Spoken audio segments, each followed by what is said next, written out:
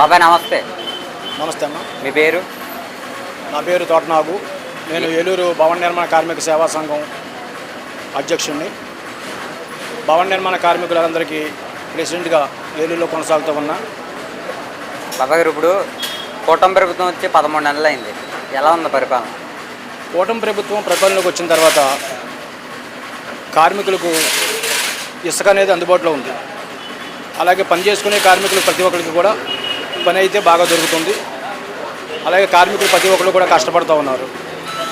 కూటమి ప్రభుత్వంలోకి వచ్చిన తర్వాత వాళ్ళు చేసిన మంచి పనులు అయితే జనం అందరూ హర్షించదగ్గట్టుగా ఉన్నాయి.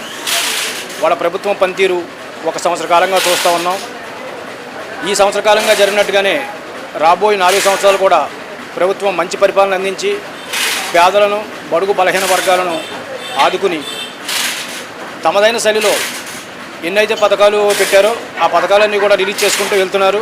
ఏ పథకాలు రాబో తరంలో కూడా అందించాలని ముఖ్యమంత్రి చంద్రబాబు నాయుడు గారికి, అలాగే ఏలూరు ఎమ్మెల్యే బడియేటి చంటి గారికి కూడా మనస్ఫూర్తిగా తెలియజేసుకుంటాం. ఇప్పుడు చూసుకుంటే సూపర్ 6 పేరు మీద పథకాలు అమలు చేస్తున్నారు కదా. ప్రస్తుతం 3 పథకాలు అమలు చేశారు. ఎలా ఉన్నాయి ఆ పథకాలు? ప్రస్తుతం సూపర్ 6 పథకాలు అనేవి అమల్లో ఉన్నాయి.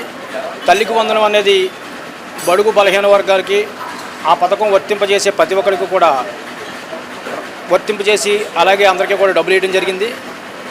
కొంతమందికి ఎవరికైతే పడలేదో వాళ్ళకి కొంత వెరిఫై చేసి ఎమ్మెల్యే గారి ఆఫీస్కి వెళ్ళినా లేకపోతే సచివాలయానికి వెళ్ళినా సరే వాళ్ళకి డబ్బులు వేయడం జరుగుతూ ఉంది. ఎందుకంటే అర్హులకు పథకం అన్నారు కానీ అనర్హులు కాదు. అనర్హులకు పథకం వర్తించదు.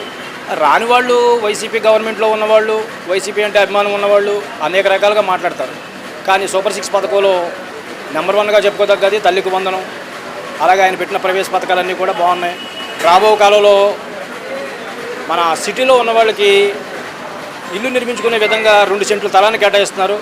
అలాగే విలేజ్ గ్రామంలో ఉన్న వాళ్ళకి 3 సెంట్ల స్థలాన్ని కేటాయింపు విధానం ప్రక్రియ జరుగుతూ ఉంది. అన్నగారు, ఇప్పుడు చూసుకుంటే సూపర్ 6 పథకాలు అమలు చేశారు. అందులో తల్లికి వందనం అయిపోయింది. సంవత్సరానికి 3 ఉచిత గ్యాస్ బండ్లు అంటున్నారు. ఎలా ఉందా 3 ఉచిత గ్యాస్ బండ్లు? ఉచిత గ్యాసు అనేది ఆడవాళ్ళ పేర్లో ఉన్న వాళ్ళందరికీ కూడా అమౌంట్ పడతా ఉంది. అది డ్వాక్రా సంఘాల ద్వారా గ్యాస్ బండ్ తీసుకున్న వాళ్ళకి, ఆడవాళ్ళ పేర్ల గ్యాస్ బండ్లు ఉన్న వాళ్ళందరికీ కూడా ఉచిత పథకం 3 సార్లు పడింది. కొంతమందికి ఇంకా పడుతూ కూడా ఉంది. అది కూడా అమల్లో ఉందని చెప్పేసి మేము ఒక ప్రజా పరిపాలనలో ఉన్నటువంటి మన కార్మికుల తరపున ఉన్నటువంటి నాయకుడిగా నేను చెప్తా ఉన్నాను. అదంతా కూడా చక్కగా జరుగుతూ ఉంది. ఎందుకంటే అర్హులకు 3 గ్యాస్ సిలిండర్లు అన్నాయి పథకంలో వర్తింపజేశారు. ఇప్పుడు చూసుకుంటే పెన్షన్ల పెంపు ఎలా అనిపించింది అన్నగారు? గత ప్రభుత్వంలో ఇంటింటికి వాలంటీర్లు పెట్టి పథకాలు అందజేశారు. అది వాస్తవమే. ఈరోజు పెన్షన్ అదే విధంగా కూడా 1కి 2 ఇంతలు రెట్టింపు చేసి అందరికీ పథకాన్ని, ఆ పెన్షన్ పథకాన్ని మన చంద్రబాబు నాయుడు గారు వచ్చి రాగానే కూడా ఆ పెన్షన్ పథకాన్ని పెంచి ప్రతి వ్యక్తికి కూడా 1వ తారీఖున పథకం అందేటట్టుగా చూస్తూ ఉన్నారు. ఇది చాలా హర్షించదగ్గ విషయం. ఎందుకంటే ఎవరైతే మన పెన్షన్ తీసుకోవడానికి వెళ్ళలేని పరిస్థితిలో ఉన్నారో వాళ్ళందరికీ కూడా ఇంటింటికి పెన్షన్ వెళ్తుంది. అందరూ కూడా 1వ తారీఖు నాడే పెన్షన్ తీసుకుంటూ ఉన్నారు. ఇప్పుడు గత ప్రభుత్వంలో వైఎస్ జగన్మోహన్ రెడ్డి గారు ఇచ్చినటువంటి పెన్షన్కి డబల్ చేసి ఇవ్వడం చాలా బాగుంది. అన్నగారు, ఇప్పుడు చూసుకుంటే కనుక లిక్కర్ స్కామ్లో మాజీ ఎంపీ మిథున్ రెడ్డి అరెస్ట్ చేశారు. జగన్మోహన్ రెడ్డిని అరెస్ట్ చేసే అవకాశం ఉందంట. లిక్కర్ స్కామ్లో ఉన్నటువంటి మిథున్ రెడ్డి గారిని అరెస్ట్ చేయడం జరిగింది.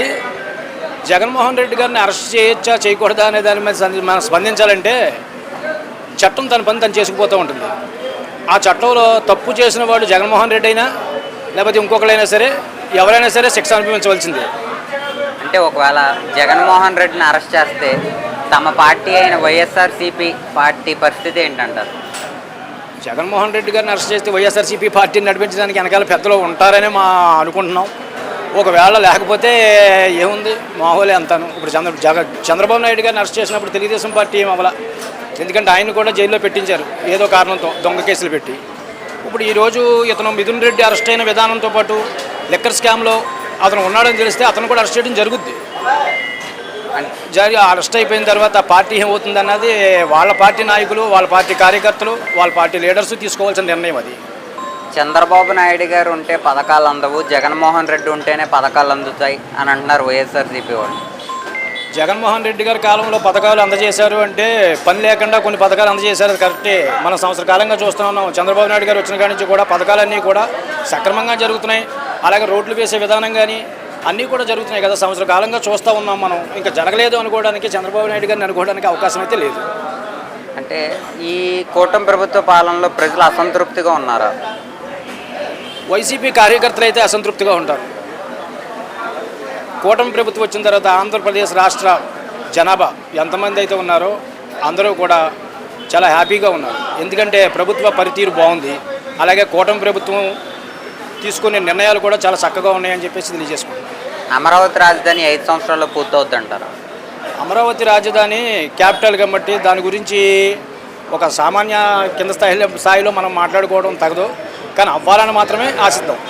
రైతులకు ఎంతో అతి ముఖ్యమైనది పోలవరం ప్రాజెక్టు 5 సంవత్సరాల్లో పూర్తవుద్ది అంటారు. చంద్రబాబు నాయుడు గారు మాట ఇచ్చిన ప్రకారం ఈ 5 సంవత్సరాల్లో ఇరిగేషన్ డిపార్ట్మెంట్ అన్నింటినీ దగ్గర పెట్టుకుని పోలవరం ప్రాజెక్టును పూర్తి చేస్తానని చెప్పారు. అలాగే దాని మీద పని కూడా ముందుకు సాగుతుంది. ఈ 5 సంవత్సరాల కాలంలో కూడా అది పూర్తి అవుద్దని చెప్పేసి అనుకుంటున్నాం. గతంలో లాండ్ ఆర్డర్ పరిస్థితి ఎలా ఉంది, ఇప్పుడు ఎలా ఉంది? గతంలో లాండ్ ఆర్డర్ పరిస్థితి అనేది చాలా దారుణంగా ఉండేది. ఇప్పుడు పోలీసు వారు వాళ్ళు తీసుకోవాల్సిన ఎంతవరకు లిమిట్స్ ఉన్నాయో అంతవరకు లిమిట్స్ తీసుకుని చేస్తూ ఉన్నారు. లాండ్ ఆర్డర్ పరిస్థితి అయితే సక్రమంగా ఉంది, ఇబ్బంది అయితే లేదు ప్రజలకి. మీ ఎమ్మెల్యే గారి పేరు? మా ఎమ్మెల్యే గారు బడ్జెట్ రాధాకృష్ణయ్య గారు. ఎలా ఉంది ఆయన పరిపాలన? ఆయన పరిపాలన మన ఆంధ్రప్రదేశ్లో ఉన్న ఎమ్మెల్యేలందరికన్నా హెచ్చుగా ఉంటుంది. ఎందుకంటే ప్రతి ఇంటికి, ప్రతి కార్మికుడికి, ప్రతి కార్యకర్తకి అందుబాటులో ఉండి పొద్దుటి నుంచి సాయంకాలం వరకు కూడా ఆఫీసులోనే ఉండి అందరికీ అందుబాటులో ఉండే వ్యక్తి. నిజమైన ఎమ్మెల్యే అంటే ఎలా ఉండాలో అలా చేసే వ్యక్తి. రానున్న కాలంలో కూడా మరొక 2-3 సార్లు కూడా ఆయనే ఎమ్మెల్యే అవుతారని చెప్పేసి మేము కోరుకుంటా ఉన్నాం. ఎందుకంటే అలాంటి ఎమ్మెల్యేని మనం ఇప్పటివరకు ఎక్కడ చూడలేదు. ప్రతి కార్యకర్తని కూడా దగ్గరికి పిలిచి మాట్లాడి వాళ్ళ సమస్యలను పరిష్కరించి ప్రతి పూట ప్రతి గంట కూడా అందరికీ అందుబాటులో ఉండే వ్యక్తి మన బల్లెటి రాధాకృష్ణయ్య గారు. ఇప్పుడు చూసుకుంటే అన్నగారు, ఈ కూటమి ప్రభుత్వానికి 100కి ఎన్ని మార్కులు ఇస్తారు మీరు? కూటమి ప్రభుత్వానికి 100కి 100 మార్కులు అయితే మేము ఇస్తామండి. ఎందుకంటే ఇసుక వల్ల ఒక భవన నిర్మాణ కార్మికులు 30 రకాల పని చేసుకునేటువంటి వృత్తి గలవారు అందరూ కూడా ఒక ఇసుక వల్ల చాలా లాసిపోయారు.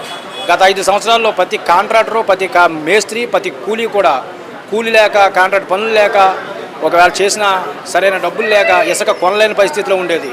ఈరోజు సంవత్సరం బట్టి చూస్తూ ఉన్నాం, ఇసుక చాలా అందుబాటులో ఉంది. దాన్ని బట్టే పనితీరు నడుస్తూ ఉంది. 30 రకాల కులవృత్తుల వారు ఈ ఒక ఇసుక మీద ఆధారపడి బతికేటువంటి వారు అందరూ కూడా హ్యాపీగా బతుకుతున్నారు. దానికి ఏ సందేహం లేదు. కూటమి ప్రభుత్వం చాలా నెంబర్ 1 ప్రభుత్వం. సూపర్ 6 పథకాలు అమలు చేయడంలో కానీ, నిధులు మంజూరు చేయడంలో కానీ, అలాగే అతను అనుకున్న పనులన్నింటినీ చేయడంలో చంద్రబాబు నాయుడు గారికి మేము సెల్యూట్ చేస్తున్నాం. సరే.